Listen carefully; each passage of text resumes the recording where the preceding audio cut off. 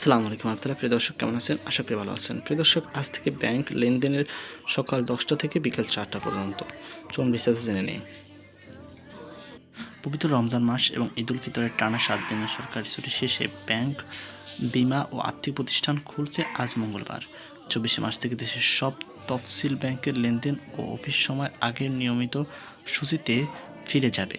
অর্থাৎ রমজানের পর ব্যাংক লেনদেন হবে সকাল 10টা থেকে বিকাল 4টা পর্যন্ত, আর অফিসের সময় সকাল 10টা থেকে সন্ধ্যা 6টা পর্যন্ত।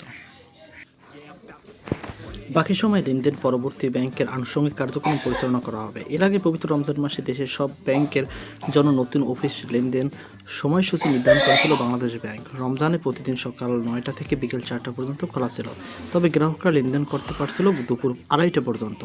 এ সময়ের মধ্যে জোহরের নামাজের জন্য দুপুর 1:15 থেকে 1:30টা পর্যন্ত 15 মিনিটের বিরতি ছিল। যদিও ওই সময় নিরবিচ্ছিন্ন সেবা নিশ্চিত করতে ব্যাংকগুলো অভ্যন্তরীণ সমন্বয় কার্যক্রম চালু রাখার নির্দেশ দেওয়া হয়েছিল। তো প্রিয় দর্শক, এই ছিল আমার হাতে সর্বশেষ আপডেট। সকল ভালো থাকুন, সুস্থ থাকুন। আজকে পর্যন্ত, আল্লাহ হাফেজ।